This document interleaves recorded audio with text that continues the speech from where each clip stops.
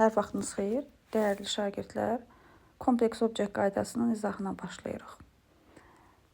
Kompleks obyekt nədir? Ümumiyyətcə, obyekt bilirik ki, tamamlıq deməkdir.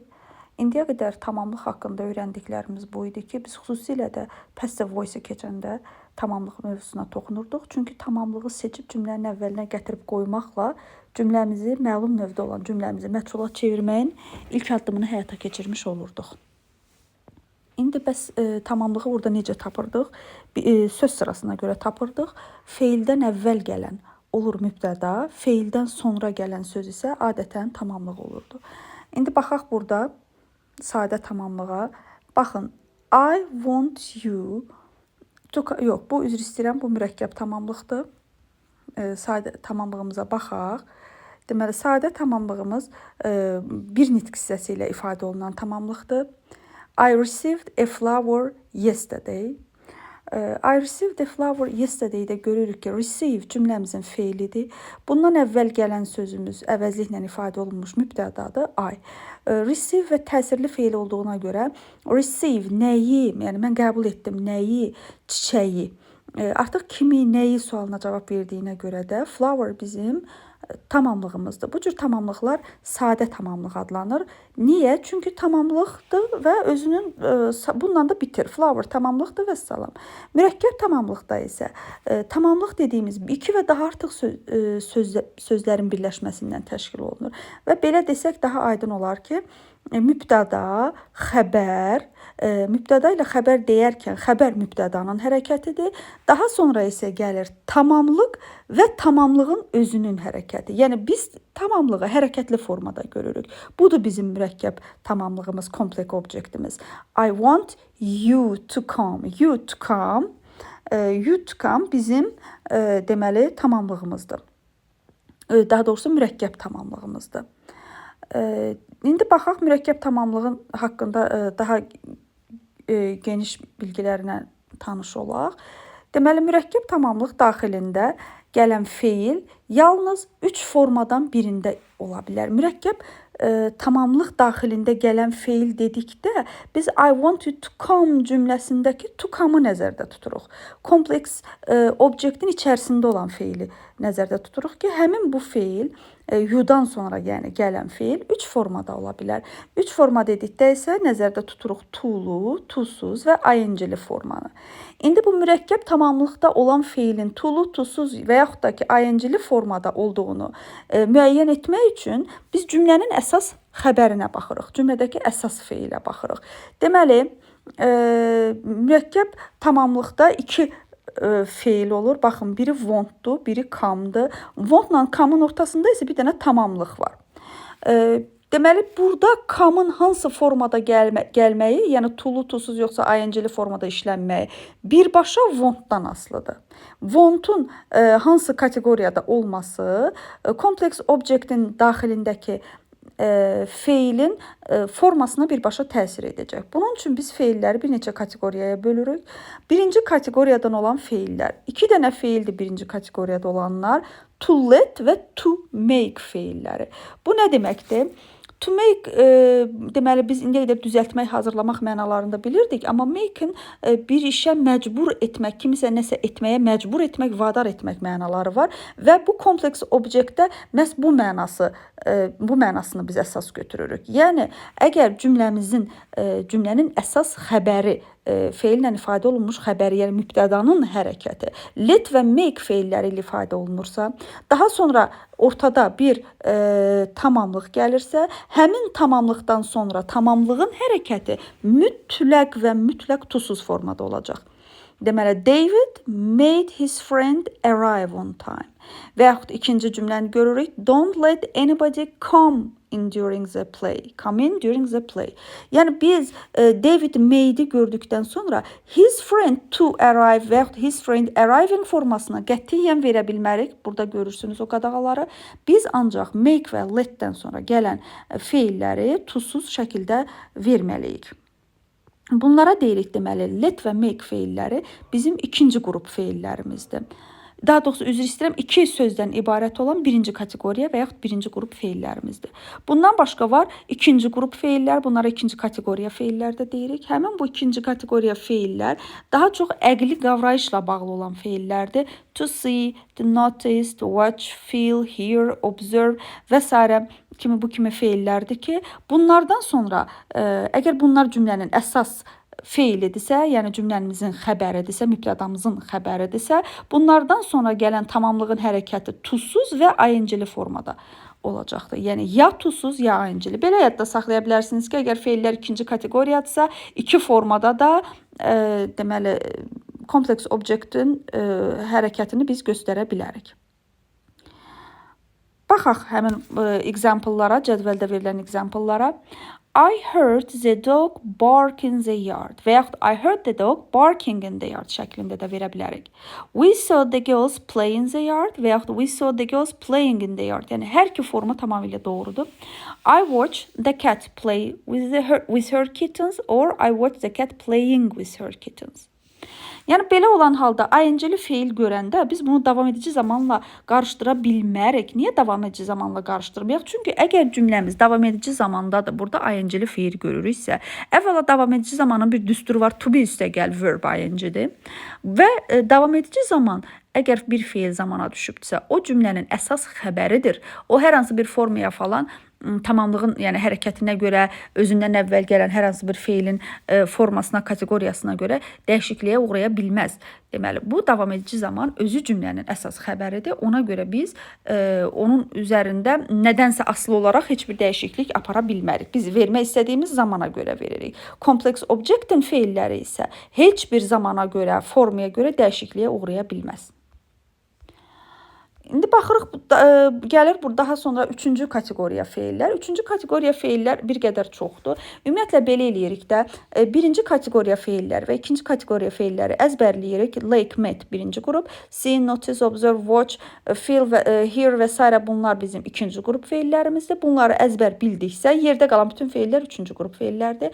Bu kitabda ən çox istifadə olunan üçüncü qrup feillər burada göstərilibdir. Want to expect, would like, tell, ask, allow, bu allow-ya diqqət yetirək. Allow da icazə verməkdir, let də icazə verməkdir. Amma let birinci qrupdur. Letdən sonra gələn feilimiz mütləq to-suz olacaq. Amma allow üçüncü qrupdur. Allow-dan sonra gələn feilimiz to-lu formada olacaq. Çünki əgər feilimiz üçüncü qrupdursa, mütləq və mütləq to-lu formada olmalıdır. Baxın nümunələrə. Ask your friend to come earlier. Baxın, ask bizim birinci feilimizdir, cümləmizin əsas xəbəridir. Your friend ortada tamamlıqdır. To come isə your friendin hərəkətidir. Yəni sənin dostunun hərəkətidir. Tamamlıq və onun hərəkəti birlikdə, tamamlıq və onun hərəkəti birlikdə təşkil edir bizim mürəkkəb tamamlığımızı, bizim kompleks obyektimizi. I want you to learn English language. I expected him to return soon. Və s. Burada bir qeyd verilibdir. Deyir ki, bu feillər özləri şəxsə və zamana görə dəyişə bilər. Hansı feillər dəyişə bilər şəxsə və zamana görə? Bizim kateqoriyaya böldüyümüz feillər. Make, makes, made ola bilər, see, sees, saw ola bilər. Yəni bu cümləmizin əsas xəbəridir. Biz indiyə qədər öyrəndiyimiz zamanlar keçmişik, cümləmizi hər hansı bir zamana salmaq istəyiriksə, həmin birinci feili salırıq. Yəni cümləmizin mübtədanın hərəkəti olan feili, cümləmizin əsas xəbəri olan feili İstər şəxsə və zamana görə, istər növə görə, məluma, məchula və s. sala bilərik. Burada heç bir problem yoxdur. Amma kompleks obyektin daxilində olan feili, yəni tamamlığın hərəkətini biz heç bir zaman forma dəyişikliyinə, növ dəyişikliyinə sala bilmərik. O həmişə qaydada öyrəndiyimiz kimi ya to-lu, ya to-suz, ya ing-li formada olur və salam, başqa heç bir dəyişiklik edilə bilməz. İndi ikinci qeydə baxaq. İkinci qeyddə nə deyir? Mürəkkəb tamamlığın tərkibində all ilə bağlanmış həmcins feil olarsa, onda biz necə eləyirik? Baxın, I saw him open the door and go out. Bu olduğu kimi qalır. Yəni belə deyirik də, əndin sağı ilə solu eyni olmalıdır. Yəni biz I saw him open the door and going out verə bilmərik. Baxmayaraq ki, biz dedik ki, see ikinci qrup feildir, so onun keçmiş formasıdır. Əslində ikinci qrup feildən sonra hər iki formanı, həm to-suz, həm ing-li forma istifadə edə bilərik. Amma ortada and varsa, biz bunların birini seçəcəyik. Ya to-suz, ya ing-li. Yəni birini belə, birini digər formada yaza bilmərik. I saw him opening the door and going out. Yəni ki, yenə də and-in sağı ilə solu eyni oldu. Baxın, üçüncüdə isə yazıb wrong. Çünki I saw him open the door and going out, bu yanlışdır. Bu şəkildə vermək olmaz. To hissəciyinə gələndə isə, əgər üçüncü qrup feildirsə, orada to hissəciyi varsa və yenə feilimizdə həmcinslik varsa, o zaman biz to'nu sadəcə birinci feildən, deməli, kompleks obyektin tərkibindəki birinci feildən əvvəl to'nu veririk. And-dən sonraki hissəyə bir daha to artırmağa ehtiyac yoxdur. Baxırıq, we didn't expect him to open the door and go out. Biz deyə bilmərik ki, we didn't expect him to open the door and to go out. 2 dənə to verməyə ehtiyac yoxdur. And-dən əvvəlki birinci tərəfə to versək, o zaten hər iki feilə aid olmuş olur. Daha bir qeydimiz var burada bizim. Cümlədə and bağlayıcısı olmazsa, bu zaman hər bir feil özündən əvvəlki feillə birbaşa uyğunlaşmalıdır. Buna deyirik zəncirvari. Zəncirvari deməli mürəkkəb tamamlıq quruluşu. Baxın, he tried. Biz deyirik ki, try üçüncü qrup feildir. Cümləmizin mübtədanın hərəkəti, deməli bu cümlənin əsas xəbəridir. Try burada. Try üçüncü qrup feil olduğuna görə ondan sonra gələn make-i to'lu veririk. To make veririk. Make-in özünə to artıra bilərik. Make-dən sonra gələnə biz to artırmayacağıq. Deməli, to make özü də birinci qrup olduğuna görə make-dən sonra daha bir feil gəlirsə, biz bunu to'suz veririk. Baxın, he tried to make me believe that he was right. Deməli, üçüncü qrup, try üçüncü qrup oldu. Ondan sonra to'lu gəldi. Make birinci qrupdur. Make-dən sonra isə to'suz feil gəldi. Yəni, bu silsilə zəncirvari ardıcılığa biz xüsusi diqqət yetirməliyik. Dördüncü quruluşda görək nədir? Dördüncü qeyddə nə deyir? Mürəkkəb tamamlıq tərkibində işlənən əvəzlik mütləq obyekt halda olmalıdır. Biz əvəzlik mövzusunu keçmişdik. Baxın, so ortada bizim feilimizdir. Feildən əvvəl gəlirdi, xatırlayırsınızsa, subject pronoun. Feildən sonra gəlirdi object pronoun.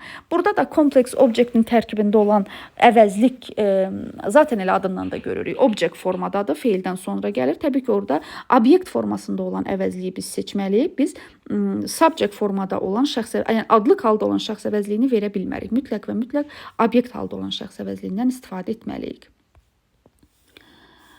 Daha sonra burada nədir? Əgər variantlarda obyekt halda olan əvəzlik olmazsa, bu zaman adlıq halında olan isim seçə bilərik. Əvəzliyin əvəzinə verilmiş isim Tom, children, boys, qeyri-müəyyən və yaxud təyini və yaxud inkar əvəzlikləri someone, anyone, no one, yəni insan bildirən törəmələri və s. seçə bilərik.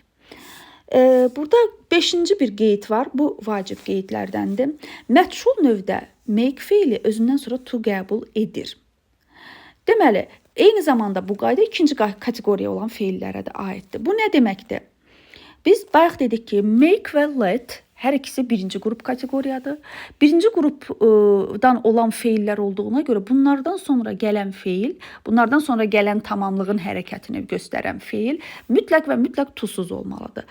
Amma cümləmiz məchul növdədirsə, yəni make özü məchula düşübdürsə, ondan sonra gələn to qəbul edəcək. Bu ikinci kateqoriyadan olan feillərə də aiddir. Onlar da yəni see, hear, notice və s. bunlar da məchuldadıırsa, onlardan sonra gələn deməli to qəbul edəcək. Yəni birinci kateqoriyadır, bundan sonra to işlənməsin, ikinci kateqoriyadır, to'suz və ing-li gəlməsi qaydası cümləmizin məlum növdə olduğu halda yəni keçərli olur. Cümləmiz məchul növdədirsə, bu qayda əməl etməyəcək. Baxın, we made her repeat the story. We made her cümlənin mübtədası yerindədir, xəbər gəldi, məlum növdədir. Made-dən sonra her repeat to verə bilmirik. Amma baxaq, we saw her opening the door, yenə məlum növdədir, vermirik. İndi digər tərəfə baxaq. She was made to repeat the story. She was made to be üstəgəl P2 görürüksə, bu məchul növ quruluşudur. Məchul növ olduğuna görə made-dən sonra to gəldi. Bax, bura diqqətli olaq. Was made məchul olduğuna görə bundan sonra to repeat gəldi. She was seen to open the door və yaxud she was seen to opening the door. Bəlkə də bu ingilis dil qrammatikasında çox nadir hallardandır ki, to və ing-li, yəni to hissəciyini görüb arxasınca ing-li feil görə bilirik. Çünki burada was seen to see feili məchul növdədir və bundan məchul növ olduğuna görə bundan sonra gələn tamamlığın hərəkətini biz to ilə verə bilirik. Eyni zamanda make özündən sonra başqa bir halda da to qəbul edə bilir ki, bu make'li ifadələrdir. Make'li ifadələr və make'li ifadələrdə isə make sözü daha çox qurmaq, düzəltmək mənasında olur. Xatırlayırsınızsa biz have'li, to be'li, have'li, get'li, make'li feillər əzbərləmişdik sizlə. Yəni orada gördüyünüz make a promise, make a decision və s. bu kimi ifadələr görürsünüzsə cümlə daxilində. Bunlardan sonra təbii ki, to-lu feil gələcək. Çünki burada make məcbur etmək, nəyisə vadar etmək mənasını ehtiva etmir. Baxaq, they made a fire to warm themselves. Diqqətli baxın, they made a fire to warm themselves. Onlar özlərini qızdırmaq üçün ocaq qaladılar. Deməli, onlar ocaq qaladılar ki, isinsinlər. Burada to warm-u görürsünüzmü? Bu məstər quruluşunu xatırlayırsınızsa, məstər məqsədi bildirir. Məqsəd məstərdir, məstər məqsəddir. Bu qaydanı sizə bir neçə dəfə demişəm. Burada deməli bu cümlədə biz onu da görürük ki, ocaq qalamağın məqsədi varsa burada mütləq və mütləq biz burada məstər to-lu full infinitive qaydasından istifadə etməliyik. Ümid edirəm ki, kompleks obyektin qaydaları sizə daha aydın oldu.